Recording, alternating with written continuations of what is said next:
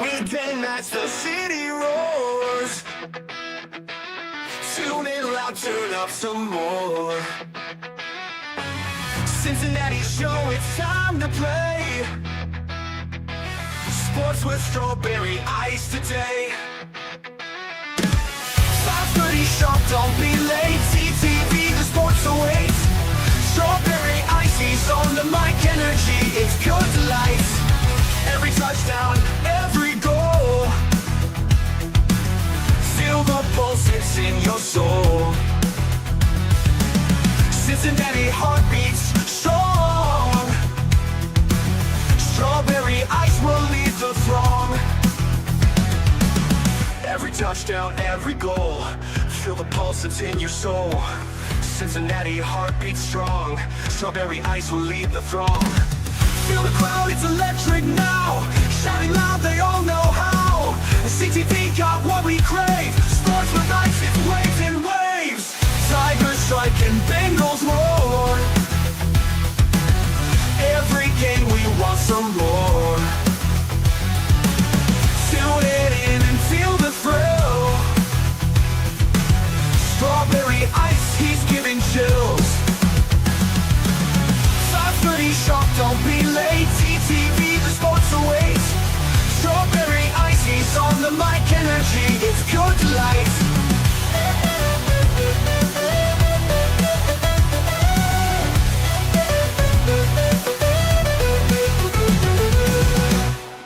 Hey guys, what's going on? Welcome to the show.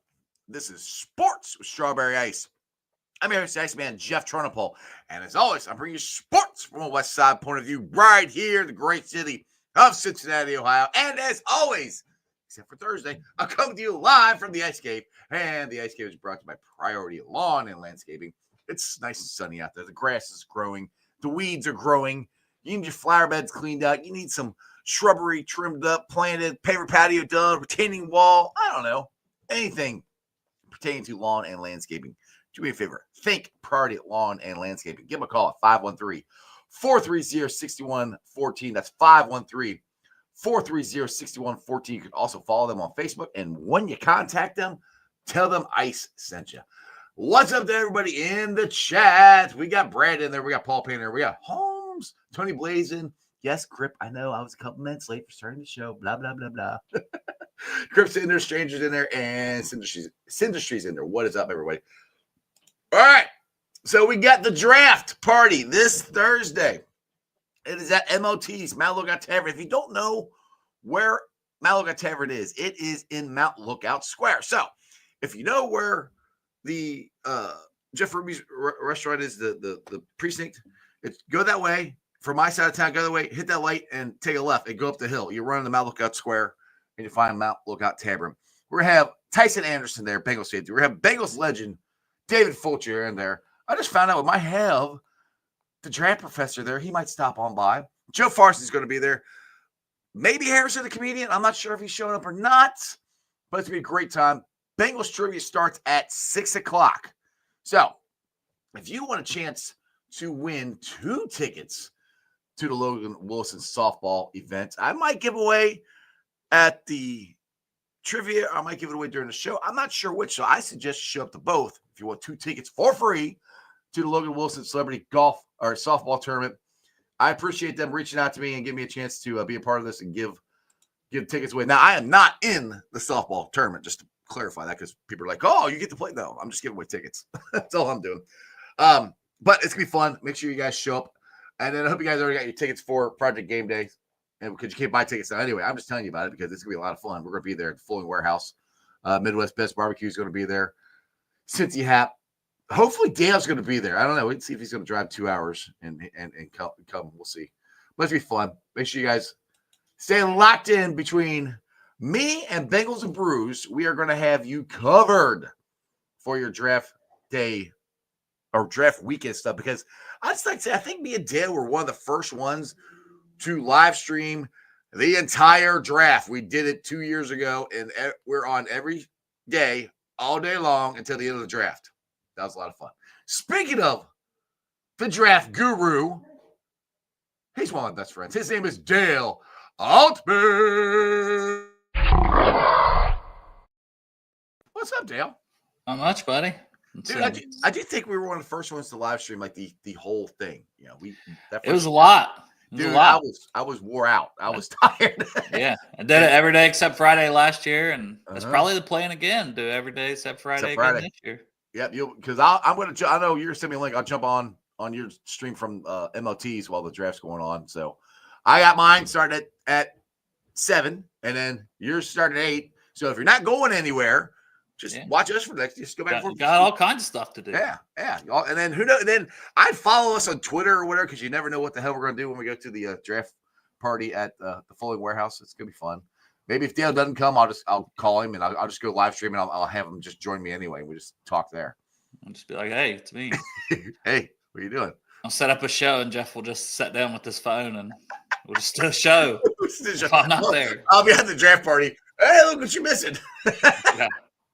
All right, that's enough bullshit. Let's get to the draft professor. What's up, Jim? How you doing, brother? I'm doing pretty good, Jeff. Thanks for having me.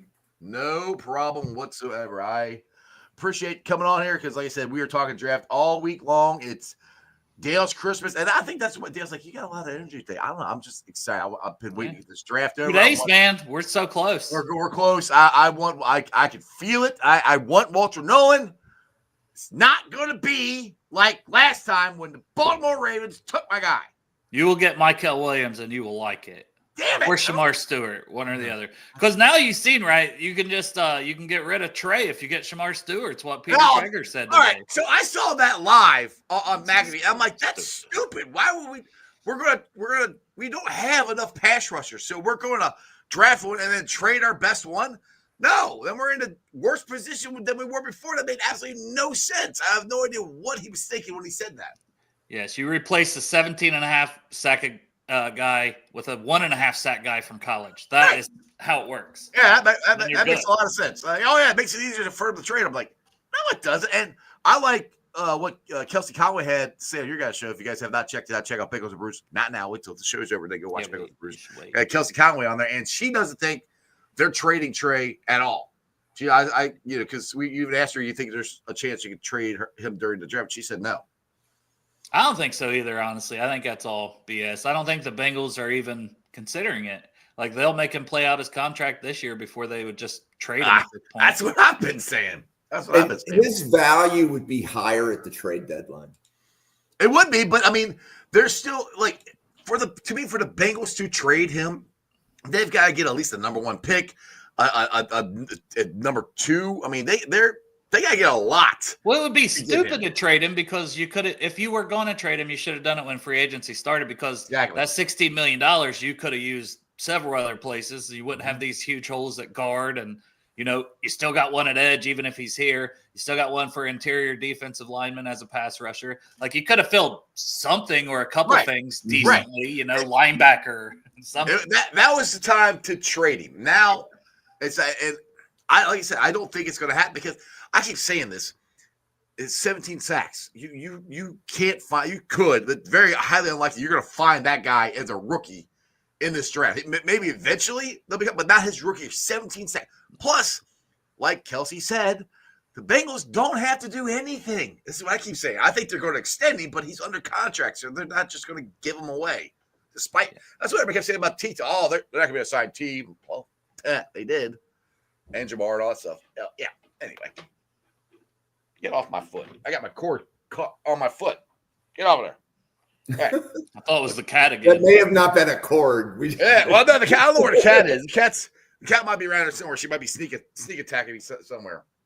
But anyway, so we don't see the Trey Henderson trade happening. I do think he will get signed. I'm hoping it's before training camp starts, but we'll find that out later. Let's just table that discussion here. Let's go with I called this the Bengals big board, and I'll go off what you talked with Kelsey. Kelsey was talking about her 5 guys that she thinks they're going to pick at 17. Dale, I'll let you go first. What's your list? And then, Jim, what's your list?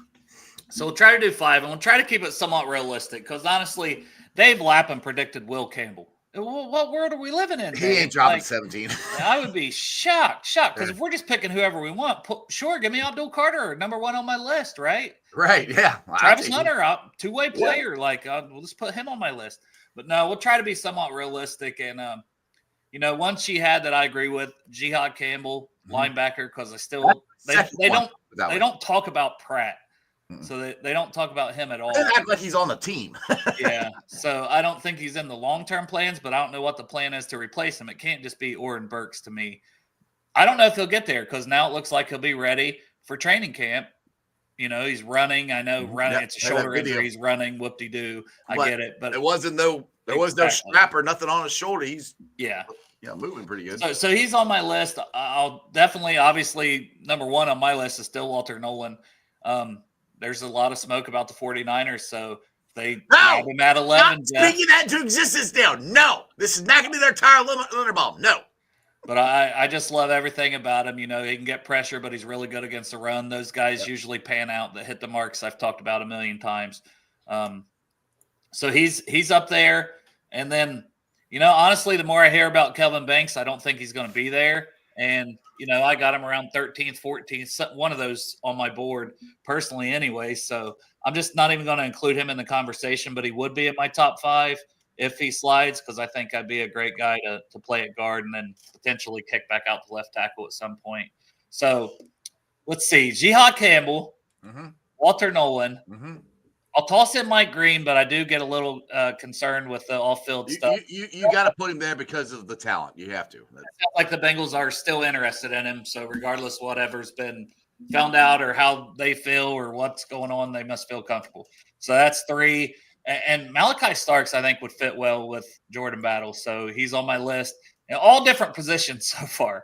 And then I guess at 5, I'll go Derek Harmon. I'm not the biggest Derek Harmon fan, but it's you don't get the D-tackle pass rushers typically outside the first round that are going to make much impact. He's disruptive. He will get pressure. He might not always finish. He may – I don't know. There's a lot of concerns that I have with him. But to round out my list of 5, I'll say him just because I don't like the Michael Williams, Shamar Stewart. There's a lot of smoke about James. But James Pierce would have certainly been on my list above Derek Harmon prior to all the smoke this whole draft process about him and how much does he love football, practice. That's what I don't like, right. It's like, all right, man, there's just too much of the smoke there because he didn't transfer, so it can't be coming from his old school because he never transferred. Because that's part of it with Walter Nolan. You hear a lot of the stuff on him comes from Texas A&M where he transferred, before Ole Miss. So that would be my 5. I don't love Harmon on there. I would toss Banks above him if he's going to get there. I would toss Pierce if it wasn't for off field, but I'll put Harmon on the list, but it's shaky. I don't love it. I don't love it. I'll be okay with it. There you go. All right, Jim, what do you got? Who's your 5 that you think that could be the 17th pick? I can only pick 5. That's it. We're only doing 5. Yeah. For one pick, 17. For the 17th pick. That's it, yeah. So I like Campbell. I like Harmon. I like Nolan. So I'm piggybacking off a few that Dale had. I like Malachi Starks. If he falls, I think he should go higher. But I think the Bengals are in the I'm going to say they're in the last of the first round grades area, right? So if there's only 16 or 18 first round grades, that's what the Bengals are picking. So the question is, Starks to me is one of those grades, true first round grade. Whereas several of the guys that I don't think Nolan is a true first round grade, and I don't think Harmon is either. So are you going with positional value over who's graded higher? So I would go Campbell, I would go Starks, I would go Harmon, Nolan, Nick Scallerton. I think those would be my 5. But I could easily come up with, a Booker, a Donovan Jackson, right? There's the Bengals are definitely in an area where there's going to be a lot of people there. Yeah. Yeah. There's going to be a lot of people there that they could choose from. So that's where they're kind of in a good spot. And again, that goes to whenever keeps saying they're going to trade back. I don't see them trading back or up in the first round. I think if they do, it's more likely in the second round. But I don't think they're traded at all, to be honest. I don't think anybody's coming up to get something unless these quarterbacks really drop. That's to me, that's the only way that somebody is coming up to 17 to get in front of the Bengals to get one of these quarterbacks that they drop that far, which there's only two of them is for me is Shador and Dart. If those two drop and they're at 17, somebody might trade up to try to get them. The rest of them, I don't think they're trade up to get them. What do you guys think about the quarterback, the Pacific Shador Sanders and Jackson Dart? Yeah, I mean, I led off the show yesterday on Bengals and Brews, shameless plug, by saying a bold prediction: Shador falls out of the first round. Ooh. So I don't know that anybody. I mean, yeah, I do. I think they always overdraft quarterbacks, though. Always. I know, and I think somebody would trade up in the late first to try to get him and potentially Dart. But I'm just saying there's a path to it, right? Because the Saints don't seem interested. Doesn't seem like he's going to the Giants. And then it's like the Steelers at 21. And if the Steelers don't go that direction with Shador, I mean, they might go Dart over Shador. So if they would do that at 21, I think then where does it's Shador go? Over Dart for Pittsburgh. I think Milroe's going to Pittsburgh. Really? Yeah. Yeah. So in the huddle report mock that I submitted, that's going up against all of the national media, it's Milroe to Pittsburgh. Pittsburgh has never not drafted a player that the owner and coach haven't met with, and Tomlin and Khan spent a lot of time with Milroe. Yeah. So just read the tea leaves. So why are these teams like, all right, let's just say with the Browns, Giants, and Saints and Steelers, they all need quarterbacks. Why are they so like usually like they always overdraft and everybody always freaks out and drafts a quarterback because they need one? Why is it this year that these guys are like, we'll wait, which is very unusual. Like Cam Ward's the only one that he's number one overall. I think that's well, and even then, that's just because of the need for a quarterback, right. And That's have that right. pick. So why aren't the rest of them like that? I mean, are these guys that underrated or not? I think they feel like it's closer to the Kenny Pickett year than it is last year, where there were 6 first-rounders and most of them made impacts. J.J. McCarthy was injured. He may still be a good player in the NFL. Right. Let's add one more thing. Next year's quarterback class is going to be one of the best ever. Yeah, true. So why do you want to spend premium draft capital? Like if you're insert whichever team here, would you draft a quarterback again next year? Right. Well, and that's not. I'll give you two of them that don't have a quarterback. Steelers don't have a quarterback, and the Saints don't have it because Carr's hurt. Unless you talk about the kid from South Carolina that they drafted, New Orleans. I can't remember. Rattler. Yeah, Rattler. Unless you're counting him, which I don't think. Nah, you can't really count him. The challenge for the Saints would be this: if you spend a first-round pick on Sanders or another quarterback, and you're in a position next year to draft Nussmeier. Nussmeier's father is an assistant coach with the Saints. Right? Like, are you gonna spend back-to-back first-round picks on a quarterback? The Panthers drafted, I believe it was Jimmy Clausen in round 2. The following year, they flipped around and they took Cam Newton number 1 overall. So this isn't without precedent that teams will take quarterbacks back-to-back years. Look at Arizona. The Cardinals did it. Great point. And that was back-to-back first-round picks. But I believe it was a different coach that picked them, correct? They had a coaching change in there, right? I think you're right. I think you're right on that. I think it was. But still, at the same time, Josh Rosen was okay, we can call that a bust, right? Oh, yeah, totally. Nearly everybody. I mean, I see Bill Sparks in the chat, and I think Bill had Rosen as QB1 or QB2 that year. I think I did too. Like, I won't lie. I was surprised he's busted. I thought he was going to be at least a backup. I don't think he's in the league anymore. No. Yeah, that was surprising. Yeah. So anyway, like next year's quarterback class, based upon what we've already started 2026 scouting at the Draft Professor. There's literally like 5 quarterbacks we could talk about in round 1 right now for next year. Right. Just depending upon how the year plays out. Yeah, and some of them could go back to school. I mean, you don't know Arch 1 year, Lenore Sellers, if you're putting guys like that in there. Because I'm like, we'll wait and see on that, because it happens a lot where like this quarterback class be really good, and then half the class is going back to school the next year. And well, they also got money. They don't have to leave to go get money. Especially Arch is going to be he's a millionaire already, and he's in college. Yeah, they can transfer schools or stay at their school and get $5 or $6 million, right? Potentially too. So the lure to hurry up get to the NFL for money is not there anymore. It's just if they are sick and tired of college and want to go play in the NFL. All right, let's get some questions. Dustin's always coming to good ones. Dale, what's your thoughts on Sands being high on Banks? Not being high on Banks at all. I think he ends up on the ground too much and lacks balance. Everything seems hard for him, and the RPO Texas offense scares him. I think Sands is a good dude, and he's has an opinion like everybody else.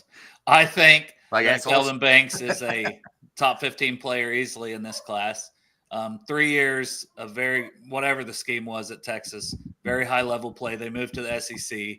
He gave up 1 sack, and if you watch that sack, it was weak. It was against, I believe, Jalen Carter against Georgia, and it was Quinn Ewers holding the ball forever. He's just been a damn good player, and if you're projecting him to be guard for a couple years, I think he's going to be damn good at that. He's come in. He's still young. He's still got plenty of time to add that functional strength, a little bit more. I think he's high-level IQ football player. I don't have a lot of concerns that he's going to come in, work his ass off, and be a good pro, whether that's at guard or tackle in the NFL. That's my feeling on it. What do you got, Jim? Oh no, I'm a Kelvin Banks is a round 2 project. So see, you're with Sands. There you were saying, it's totally different. But at the same time, tackles in this class are going to be overdrafted like quarterbacks. If you want a tackle, you're going to need to get one in the first 40 picks. And who do you consider a tackle and who do you consider a guard is another question for a lot of these guys too. Yes. I want a tackle who can play guard. But I mean, I want Ratledge, and he's just purely a guard, and I'll take that just because I want to plug him. I want a plug and play guy, and I think at 49, if we get him there, it'd be like, dude. Honestly, if we get Nolan and Rattler at Ratledge, I know his best name. Am I saying right? Ratledge. Yeah, Ratledge. If we get him at 49, I will care, but I won't care as much. I won't be as upset about the rest of them. I want because those two are plug and play starters, right? Day one. Yeah, and that's why, like, you asked me for my list of 5. It was a bunch of different positions, but they were all defensive positions. Mm-hmm. I think it sets up nicely. And this draft is more defensive heavy. Last year was more offense heavy in the first round. This one's more defense heavy. The Bengals, I think, need to address defense in that first round.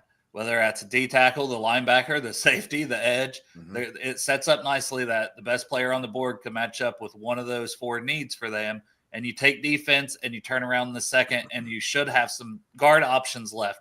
Donovan Jackson could be gone. Maybe Ratledge goes a little higher and he's not there. But then is Jonas Savanaia there? Did Ariante Ursary fall and you plan on kicking him in but has some tackle versatility? There's a lot. And I'm a big Miles Frazier guy from LSU. I think he could, I don't know if he'll go at 49, but if there's a deep run on him, I don't think it's crazy that he could go at 49 and come in and be your starting right guard in year 1 for the Bengals. I'll ask you guys this at 17. What, like, positionally, do you think it's edge, interior defensive line, guard, or safety?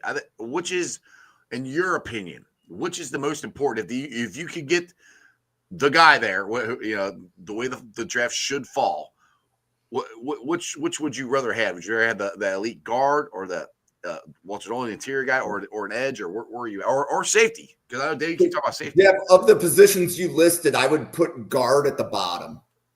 Like, very similar to what Dale just said. My opinion is that you can get your interior offensive lineman in rounds 3 and 4. If you're just doing basic team building, right? Use rounds 3 and 4. And I guess the issue is, are you looking for a day 1 plug and play starter? Or if you have a starter, let's say 20 games later, is that acceptable?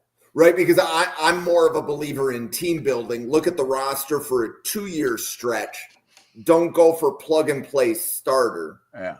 That's how I look at the draft, but that's not how everybody sees it. Yeah, for the Bengals, I'm looking at we're in win now mode. I mean, we need somebody to be able to start day one at both at edge, interior, and guard, and maybe safety. I mean, because that's kind of creeping in on me too. I'm like, yeah, safety room looks a little weak, but I'm not as concerned about it as that. I'm more concerned about linebacker more than I am safety, to be honest.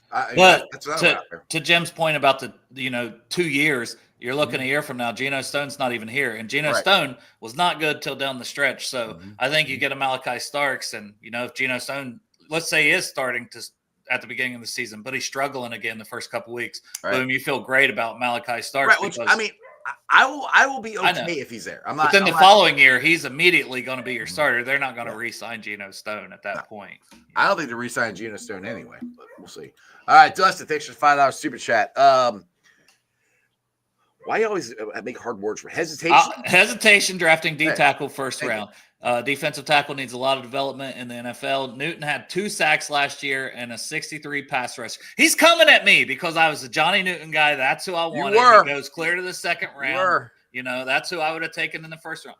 I still believe in him. I don't give up on a guy after 1 year. I will also say he was injured. He was injured in the offseason. He was injured early in the season. He was behind a lot of guys there in Washington. I expect him to have a big year this year. So, no, if Walter Nolan comes in and he's healthier and he can play a little more and he gets me, let's say, 3 or 4 sacks, the Bengals couldn't hardly get anybody else to get 3 or 4 sacks. So if Walter Nolan can do that, and he's a much better run defender than Jerzon Newton as well. You cannot measure a player by their rookie year. No. Did you know that Rick Meyer won Rookie of the Year? He did. That's right. And then if you're listening and you don't know who Rick Meyer is, he was drafted, I believe, number 2 after Drew Bledsoe. More recent, RG3, right? He looked like the next superstar in the NFL. Great example. Great example. So I don't, and like even Tank Dell, right? We could say Tank Dell, awesome draft pick. He had a great rookie year. And then is he even going to be 50% of his self coming back from that injury? And that was all the concerns. All the concerns was how durable is he going to be? How long can he last in the NFL at his size? Right. So I would never assess a rookie or assess a player based upon their rookie year. My big thing is, what is the jump from year 1 to year 2? That's the best assessment of pretty much any player at any position. Because even if you're looking at a player like Burrow, he was good as a rookie, but he's like way better now than he was as a rookie, right? You can't measure the player by what they did as a rookie. That's just, especially like with defensive line, even if they only play 50% of the snaps, that's okay. I'll finish Dustin's point there because he adds to it. He's saying we keep talking about instant impact. So from that point, I do understand what you're saying. I believe that Johnny Newton would have had an impact here because he could rush the passer. He would have been on the field more rushing the passer here. So I think Walter Nolan could be on the field here if he's given the opportunities. I'm hoping Al Golden gives people those opportunities. That's part of it too.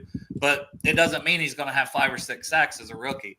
You can still have an impact by just being part of that rotation on the defensive line to me. So I do think it can be both. But, yeah, if you're telling me Jihad Campbell's going to come in and he's going to play 100% of the snaps and be healthy all season, and him and Logan Wilson are going to be a top linebacker tandem in the NFL, yes, absolutely. That would be a bigger, immediate filling an immediate need and getting an instant impact more, getting a Jihad Campbell at 17, Dustin. You're not wrong.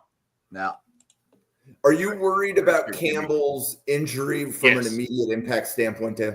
Yes. Yes, because I was to where I was about to put him over Walter Nolan for my personal, here's how I want the Bengals to take. I was talking about that quite a bit on the show. And just with the shoulder, you're a linebacker, you're hitting people. Hey, maybe it all looks great, this, that, and the other, but I don't know. It's just something that concerns me. The Bengals have had very bad luck with somebody that's already injured when they take him, Cedric Ogbuehi, Bill Price. And I think he's better than those players in general, so I'm not saying he's them, but it's just the bad luck we've had when we draft a player that's already coming in that is injured during the process as you're about to get them. Sparks here says Miles Garrett had 7 sacks as a rookie. Imagine if we judged him just based on that.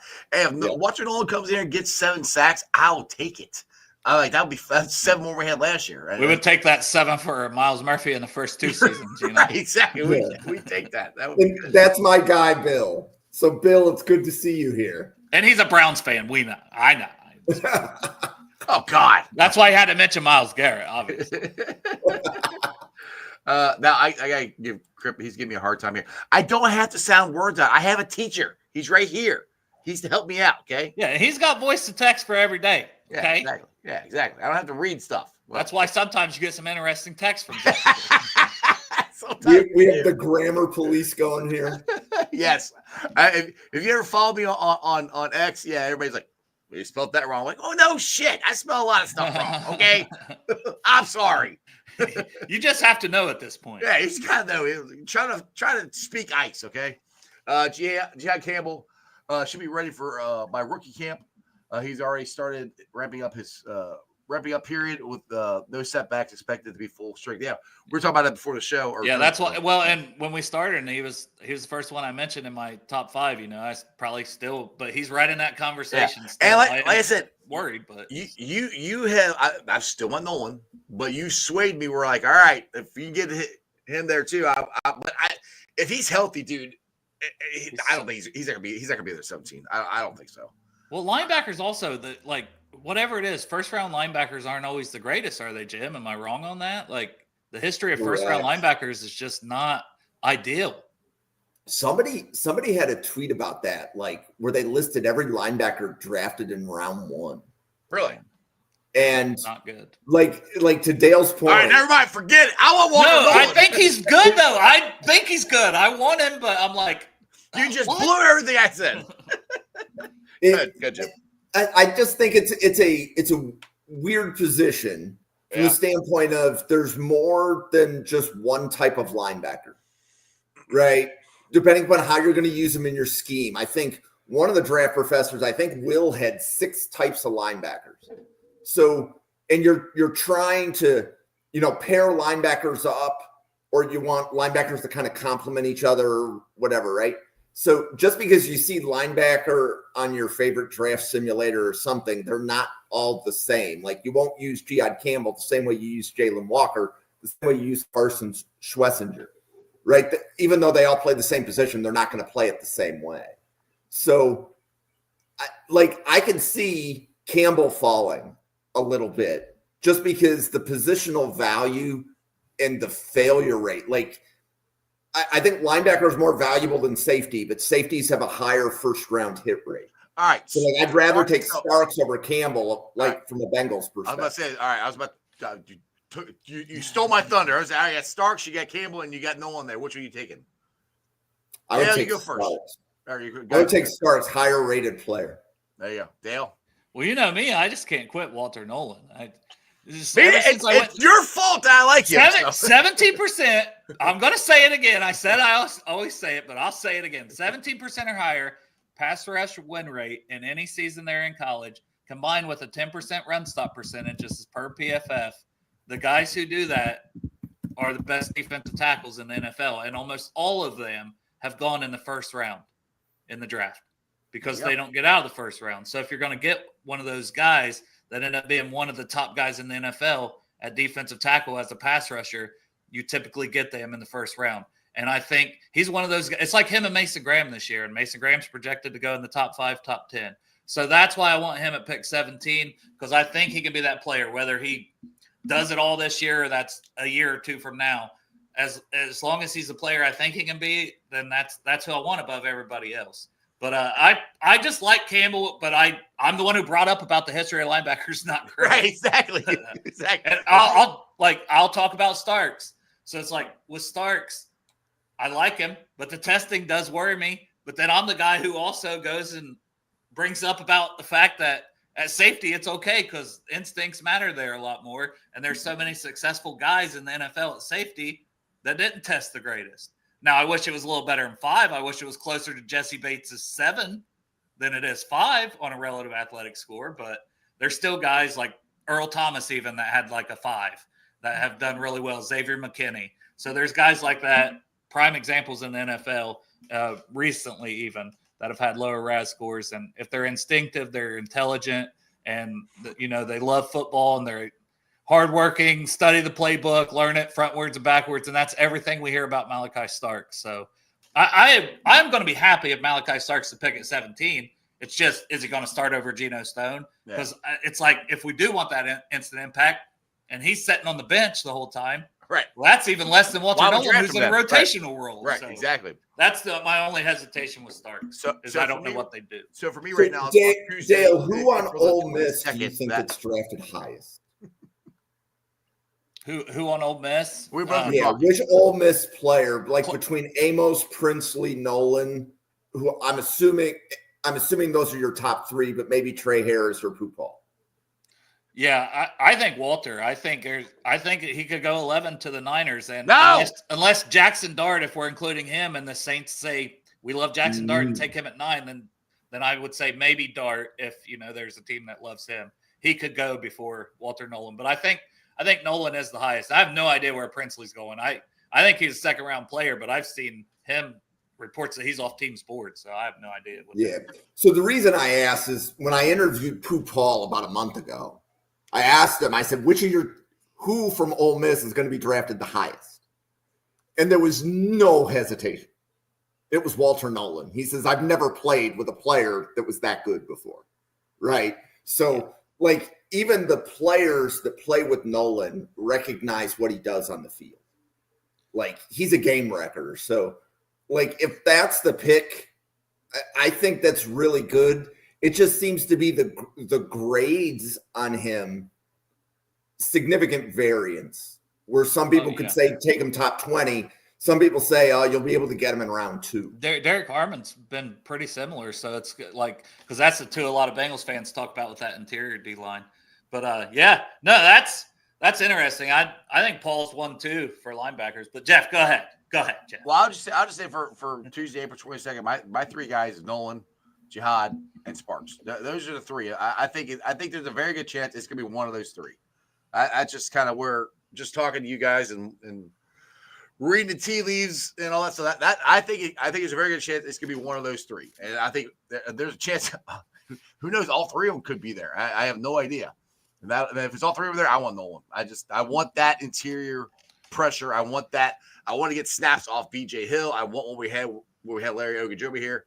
You can get an edge in the third or fourth round. You can get your guard in the second round. That's kind of what I'm thinking. And then I want to bring Stranger keeps bringing up Knight, and I know you answered him in the chat there, Jim. But I mean, Demetrius Knight, you can get him in, like you said, the third round. So is he a guy that could be a potential starter like soon, or where do you see him at? Yeah, I think he could start soon. I don't know that so he's like 25, right? Yeah. I don't know that he makes it to round 3. It's possible, but if I was going to be betting, I would say he's going to go a little bit earlier. Just because the number of teams that need a linebacker is actually kind of high between, like, I think Dallas needs one, Cincinnati does, Buffalo's looking at linebacker, the Rams need one, the Seahawks need one. Philly needs one, but they're probably not going to take one on day 1 or 2. So the number of teams versus the number of day 1 and 2 linebackers, I think there's really 4 consensus day 1, 2 linebackers, but there's about 6 or 8 teams that have linebackers a pretty significant need to take on day 1 or 2. So I think Knight's going to go higher than mid-round 3. All right, Dustin here. I think if we go instant impact player, take Starks or Campbell if they are there. If we want maybe the highest ceiling, it's Nolan. I don't disagree with that. I like Nolan. Yeah, I'm just assuming that the shoulder is perfectly fine, like is stated, and assuming that the Bengals will actually let Starks play, which is what we're banking. We're banking on that for a lot of players, honestly, with the switch to Al Golden, because that's what we're hoping, that Well, Miles Murphy would have been better if he could have played more. Jordan Battle would have been better if he played more. So we're banking on that. So, well, so are the Bengals. Well, I would think you would hope if you take Starks at 17. Well, I think the Bengals are because they haven't added anybody. But that they would give him the full opportunity to beat out Stone, to be starter day one. Yes. You got to earn it during the season. Right. Let him earn it in training camp. Right, exactly. Now, I want to circle back to something that I'm going to kind of steal what you guys talk about on Bengals and Brews, but I like the conversation. And Josh Newton, Fig Newton, the Bengals have come out and said that he has basically the inside track to be the inside corner.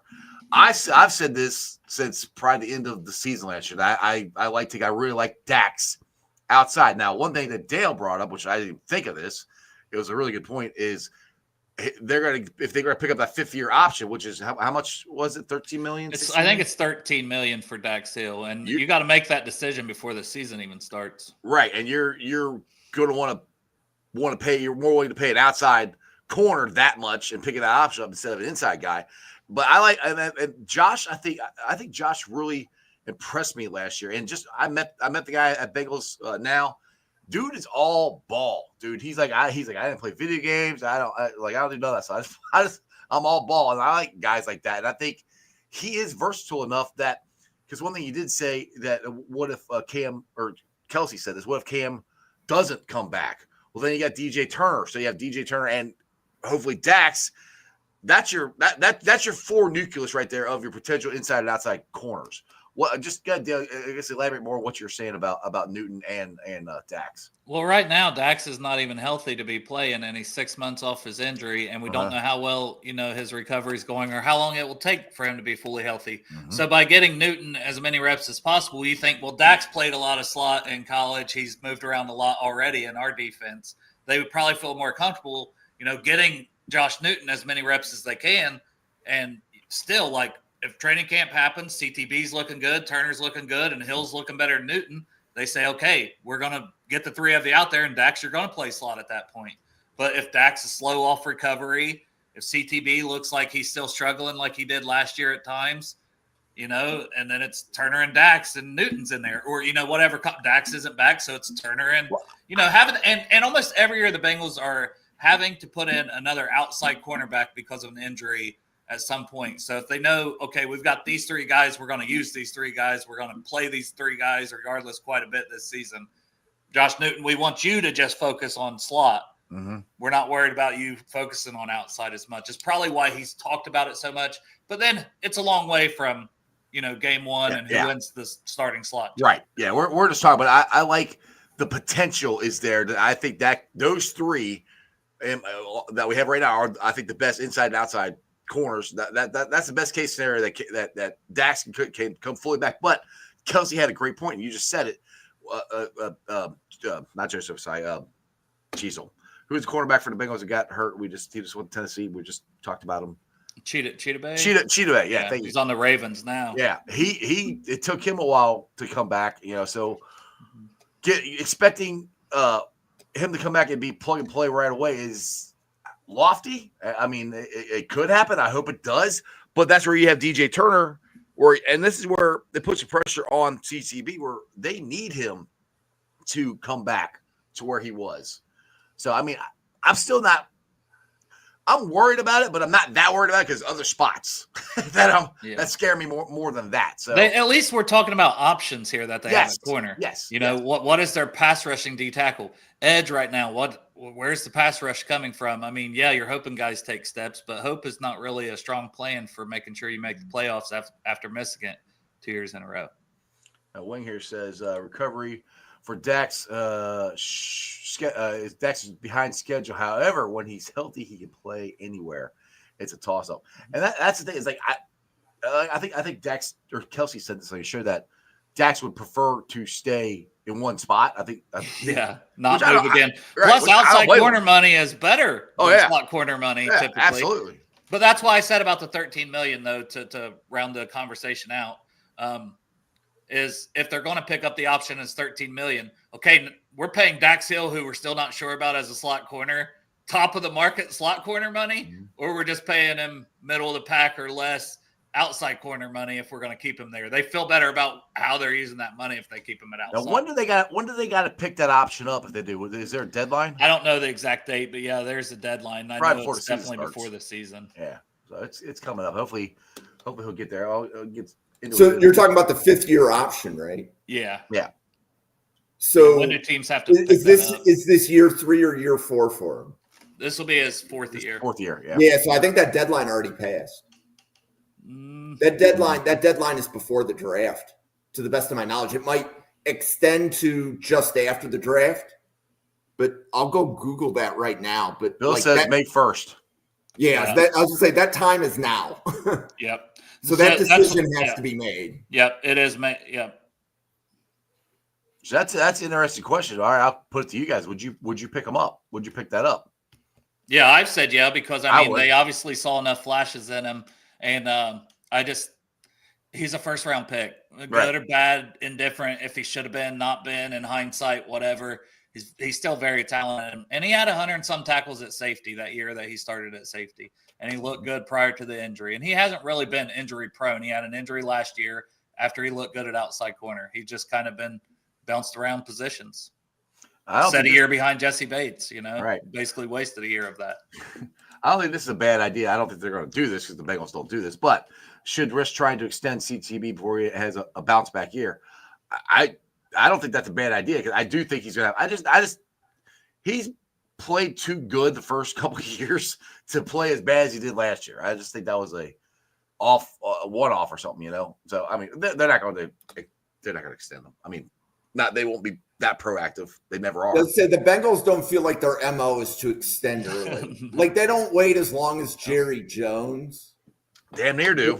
But they don't do it as early as others. The Eagles. that's the prime example, man. They just extended their center. Yeah. Yesterday. Yep. Dustin had a comment on. Oh, here it is. He said Golden leaves his corners on an island in his scheme. Cut the Notre Dame tape up. He likes his safeties to run free and playmaking linebackers. So that goes to the whole discussion of linebacker and safety. Could roll back to they want to get those positions covered more than interior line. But we just don't have anybody as an interior line. That's just like to me that's the bigger need, even if it is in a scheme. Let's see here. Bill. The question is, are you willing to pay him top 10 money, the equivalent of his 5th-year option money-wise? I assume you're talking about Dax, I would assume. Dax, but, I mean, everything I've saw said it's like $13 million. If that's top 5 corner money, or is that from like 2 years ago? I'm not 100% sure. I just know I've $13 million. And for an outside corner, if he ends up being what he started to be for those few games at outside corner, I think 100% if that's where they think they're going to keep him. He said Dak's 5th-year option will be $12.6 million if you pick it up. I said I'd pick it up. I mean, well, the thing is, like, if you don't pick it up and he does bounce back and has a really good year next year, it's going to cost you even more money. Yeah, and you don't have and I don't think. Well, and then you're placing the tag on him, and I'm sure that's a lot more than that 5th-year option. Right, and I don't think the Bengals are going to draft a cornerback this year. I just don't. So they're not going to have anybody to potentially replace it. So I think they're kind of stuck. They're going to have to pick it up. I don't. And CTB will be a free agent after this year unless they do extend him. So it's also like they've got nothing there guaranteed to keep him there, and at least the 5th-year option gives them that buffer because they drafted both of those guys in the same draft class. CTB is just a 2nd-round pick, so they can't put a 5th-year option on him. Right, exactly. All right, Brandon here. He says Browns take Abdul Carter and Bengals take James Pierce Jr. and the AFC North pass rush looks scary. Yeah, I am scared that the Browns will take Abdul Carter. If you have Abdul Carter and Myles Garrett on the same line, that's gonna be scary. Which it doesn't sound like it as of right now. It's still sounding like they might trade out. Still, yeah, maybe, but it's still sounding like probably Travis Hunter. And then if 3 is Abdul Carter, I'm really interested if Carter goes to the Giants, is Thibodeau going to request a trade immediately? Because they have Brian Burns also. Right. And then where's I want to say Travis Scott. That's the rapper. Travis Hunter's supposed to go. He's supposed to go to the Browns at 2 as of right now. That's the what the media says. That's what I have. Yeah. Well, how realistic do you think the Giants and the Browns are about trading out of this? Because their reports are that they're listening to calls, which they better give them a shit ton of stuff, because I wouldn't trade out. There's too many really good players there. Even if you don't take a quarterback, you got generational players right there sitting there for you to take. So Jacksonville and Travis Hunter, that to me, that could be very real. Like Jacksonville trading up if they can get Hunter. So I think the question is, like, if you're saying, okay, Browns or Giants trade back, who's trading up? Right. Giving up to get I don't see New England trading up. And I think they're not just all right. For instance, the Bengals, which they're not going to, I'm just doing this for instance, they're at 17. You're not going from 17 up to 2 or 3. You got to be the top 10, top 5 to be able to move up. And the Browns got to want to move back. How far do they want to move back? That's why Jacksonville at 5. Right. It's expensive to move up. Mm-hmm. It's really expensive to move up into the top 10. So the easiest way to move up is that if you're already in the top 10. Right. Yeah, exactly. I can see Jacksonville trading up for Hunter. But I think that trade is with the Giants at 3. It's not with the Browns at 2. What if the Browns want to tackle, though, and they like Campbell and Mimbu? So they're at 5, and they think we definitely can get one of those guys to tackle. So if the Browns wanted to tackle, I agree with you. From Bill Sparks, that doesn't feel like the direction they're going based upon what he tells me. I'm just saying, I know they could use a tackle too. I'm just saying it would be something, because that's what we're talking about. Scenario. Carter, though. Why are they out of Carter? Why are they out of Abdul Carter? That's the scuttlebutt, the speculation. No, because he's I think it's just more of how do you spend your draft capital. So, for example, if you have Myles Garrett and Abdul Carter, you have a lot of premium assets, meaning like top 3 draft picks tied at one position group.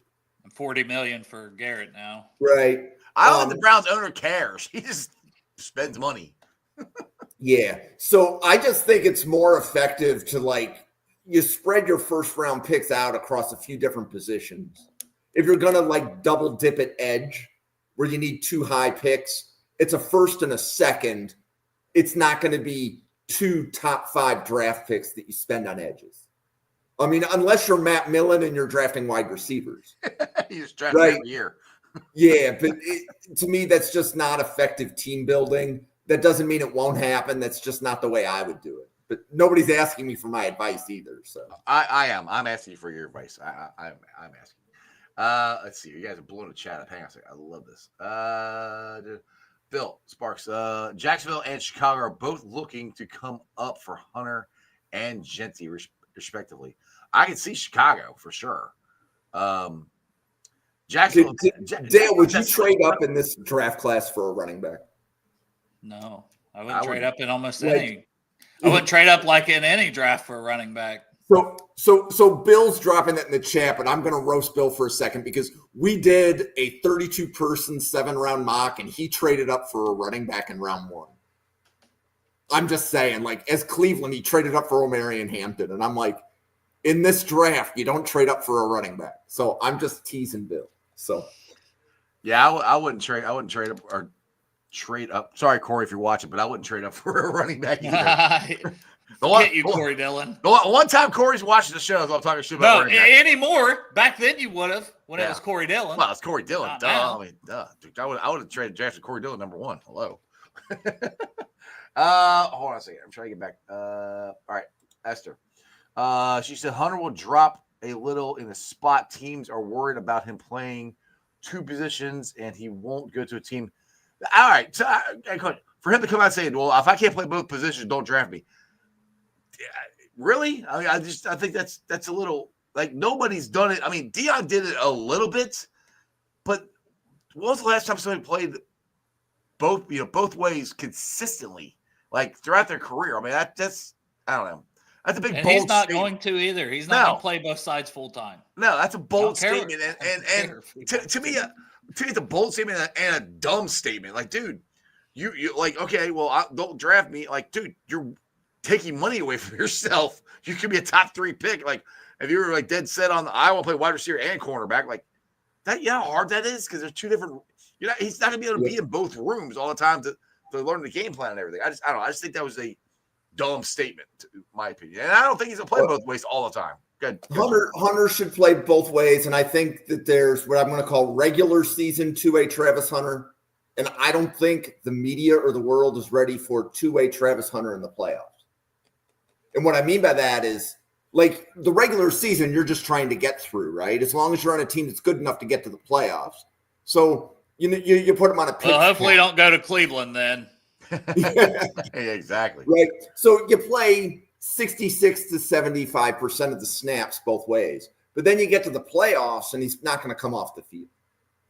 Right? Like once you get to the playoffs, it's playoff Travis Hunter, who is the best player in college football this year. Look, to me, I'll put it, there's a difference between playing both sides of the field most of the time, which playoffs maybe, and sometime during the season. I think they'll do that. I don't see him. Yeah. Like I think we all agree. I think we're all on the same page. Like, he's going to have a package, whether he's whether he's full time at wide receiver or full time at corner. He's going to have a package on for the other third downs or something. If he's a full time wide receiver in Cleveland, I think they still get him out there. I don't know if the person making that comment is too young to know who Deion Sanders was as a player, but Deion Sanders was the first jersey I bought that was not the team that I cheered for, right? I had a Deion Sanders Atlanta Falcons primetime jersey. Watching him play 2 ways was special.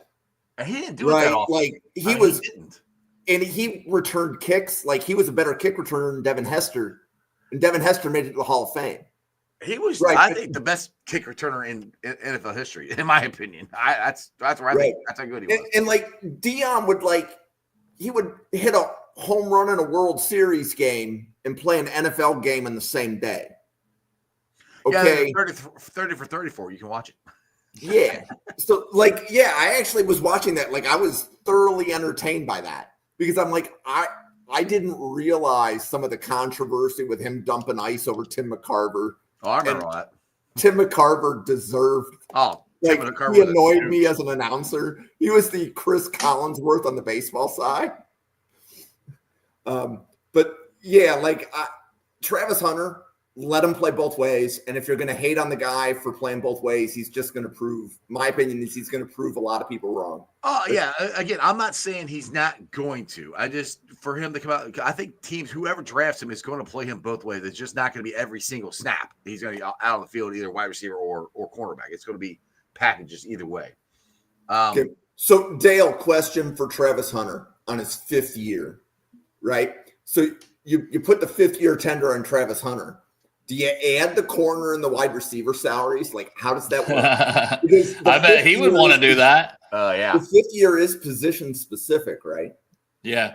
Yeah, because you see the tight ends that say, well, no, I catch the ball a lot. I want to be listed as a receiver. You see edge player, linebacker, and edge. You see that all the time. But, yeah, it's not going to happen, bud. You got to pick one. So go be a receiver. Make more money.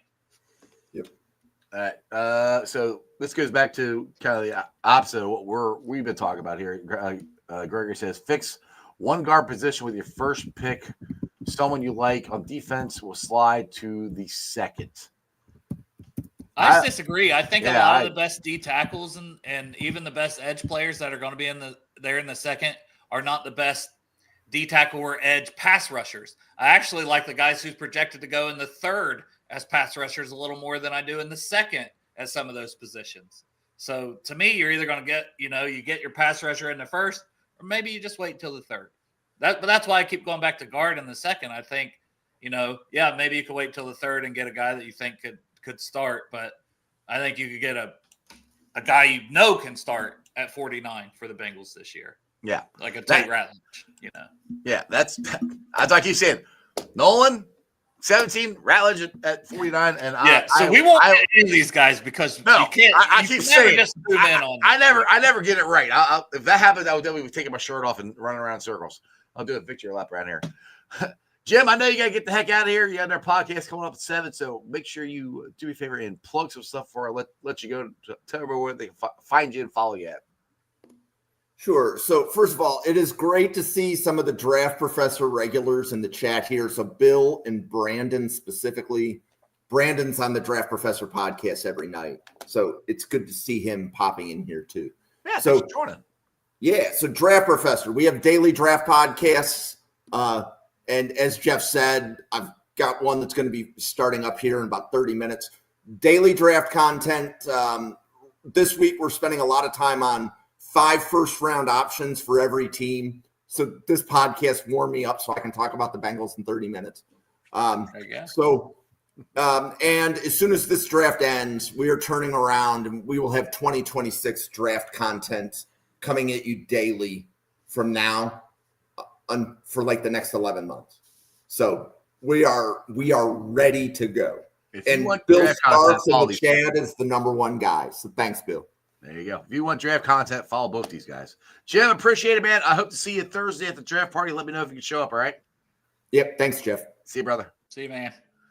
Dale, the man who had an interview with Kelsey Conway. Kelsey Conway to me is like the golden goose, the one I haven't been able to get, and you got her. Congrats, brother. That was a good interview. If you guys have not seen it, I highly recommend you go watch it. Kelsey gets a lot of shit for some reason. I don't understand, to be honest. I don't know. I think she asks tough questions. I think she does a good job at being a reporter, and she just reports the stories whether you like it or not. That's the way it is. Yeah. That's what she hears, or this, she asked this question. I don't know. I like her. There you go. Hopefully you guys are getting back on again. Tell everybody where they can follow you and what you got going on, and how many times are we going to be on live stream this? Well, probably Saturday, right? The plan is we're going to do Saturday. Saturday. We're definitely doing Saturday, and then I might try to get you a link on the show Thursday night. We'll see how that works. Yeah. So Last time I did that, it didn't work out too good, but we'll see. Yeah, we'll see. And Saturday starts at noon, so that'll be a very long day on day 3 of the draft. But we're also streaming. If you're not going to Jeff's live show, we'll be streaming on the Bengals and Brews channel. A bunch of different guests popping in and out throughout the night. So it should be a good time. But me and Pork Chop will be holding it down probably the whole time on Thursday. Now, I'll pop in and out too. You never know with me. Now the question is how many 4 locos is Chop going to have? I'd say a few. Okay, so you're going to have the rum, or you're going to just be a Miller Lite? I might go Miller Light. All right, you're going to try to pace yourself. Take it easy, because if I go the rum, man, I don't know, man. You start It'll calling be people ugly the wrong by name. the time that's over. I'll be who knows what I'll be saying. You'll be calling people the wrong name again. again. All right, we just drafted Derek Harmon. It's like, the pick was Malachi Starks. No, we drafted Derek Harmon. Derek Harmon. That's what I see. I mean, at least we're picking at 17 instead of like 29. I would rather be picking later. It means we made it. I'd rather be picking at 32. Yeah, because that means we won the Super Bowl. Exactly. But at least we're picking at 17 for how drunk I am. Holy shit. Dustin just said we drafted David Klingler. Good God. We just drafted David Klingler again. I don't like that pick. No, I don't like that pick either. All right, brother. Well, I will see you. If not Thursday night, I'll see you hopefully Friday if you come to the draft thing. If not, maybe I'll start a live stream. I'll just walk around and have you on my phone, and we'll go from there. Yeah. Sounds good, all right, brother. All right. Later. Appreciate you. See you. Bye. All right, boys and girls. Hope you guys enjoyed that as much as I did. As we were talking nonstop draft all weekend long. Tomorrow, I've got the guys, the boys from Gridiron Grading join the show. I know you guys enjoy them. They're going to come on the day before the NFL draft. And then Thursday night, if you guys are looking for someplace to go watch a draft, have a draft party, we're having a draft party. It is at Mount Lookout Tavern, right in Mount Lookout Square. Bengals safety Tyson Anderson will be there. We are doing the Bengals trivia starting at 6 o'clock. You might be able to, I think Boyle Collection might be giving away some of these really cool, where's that, koozies that hangs around your neck and everything. They're great. I got one. You kind of put it out there We got cash and prizes. Or not cash. We got prizes for the Bengals trivia. And the live podcast starts at 7. I'll be joined by, like I said, Bengals safety Tyson Anderson, Bengals legend David Fulcher. Joe Farsing will be there. Maybe the draft professor will show up. Maybe Harrison, the comedian, will show up. We'll see. It's going to be a lot of fun. That goes till 8 o'clock, and then we're going to hang out all night long, watch the draft, see who the Bengals draft at 17. Also, sometime during the night, I'm not sure when I'm doing this yet. That's why I suggest you get there at 6 and hang out. Hell, I might do it during the draft. I don't know. We'll have to wait. I get these really cool Logan Wilson. They've been nice enough to give me 2 tickets to the Logan Wilson Celebrity Softball Contest up in Dayton. I will not be participating unless they want to change their mind and invite me. But as of right now, I am not participating in it. But I will be giving away 2 tickets there. I've heard it's an awesome time. I've never been able to go because they do it during the week on Thursday, and it's up in Dayton. It's a long drive for me to get back home and get back to work. But show up, win some tickets, have some fun. Then Friday we'll be at the Fulham Warehouse for Project Game Day. Like I said, we're not planning on going live, but we might. You never know. So make sure you follow me or Bengals and Brews. And you never know what's going to happen. That's why I tell you to like, subscribe, and share. Speaking of that, thanks for watching. I've been live streaming on ZTV, online, YouTube, Facebook, X, Twitch. You can follow me on all those along with Instagram, Threads, and TikTok. And shout out to sponsors of the show. They are as follow: Priority Lawn and Landscaping. Take Priority Lawn and Landscaping for all your lawn and landscaping needs. Grass cutting, flower beds, any kind of project you want to do in the yard. Take Priority Lawn and Landscaping. 513-430-6114. 513-430-6114. They're also on Facebook. And when you follow them or call them, tell them I sent you. All the shows brought to you by T Properties, quality housing for quality people. Check out their website at www.tpropertiesllc.com for all your rental property management needs and your rental needs. And don't forget Meyer Windows and Doors and more. I got them in my house. These windows are awesome. Energy efficient, looking great. Saving money on my heat and my air. You can check them out at MyersCincinnati.com for all your window and door needs. So tomorrow will be the last show I do in the Ice Cave. Thursday, we are at Mount Lookout Tavern. I hope to see each and every single one of you guys there. It does not cost a dime. Just come hang out, drink some beer, participate in the trivia, participate in the podcast. Come meet Bengals legend David Fulcher, current Bengal Tyson Anderson, and whoever else Tyson brings. Who knows? Maybe Tyson brings some of his buddies. We'll see what happens. But you guys always remember this: Who Dey for life, and throw it up. That's your sports, baby. See ya! Weekday nights, the city roars. Tune in loud, turn up some more. Cincinnati show, it's time to play. Sports with strawberry ice today. 5:30 sharp, don't be late. CTV, the sports awaits. Strawberry ices on the mic, energy, it's pure delight. Every touchdown, every goal. Feel the pulse, it's in your soul. Cincinnati heartbeats strong. Strawberry ice will lead the throng. Every touchdown, every goal. Feel the pulse, it's in your soul. Cincinnati heartbeats strong. Strawberry ice will lead the throng. Feel the crowd, it's electric now. Shouting loud, they all know how. The CTV got what we crave. Sports with ice, it's waves and waves. Tigers strike and Bengals roar. Every game we want some more. Tune it in and feel the thrill. Strawberry ice, he's giving chills. 5:30 sharp, don't be late. TTV, the sports awaits. Strawberry ice, he's on the mic, energy, it's pure delight.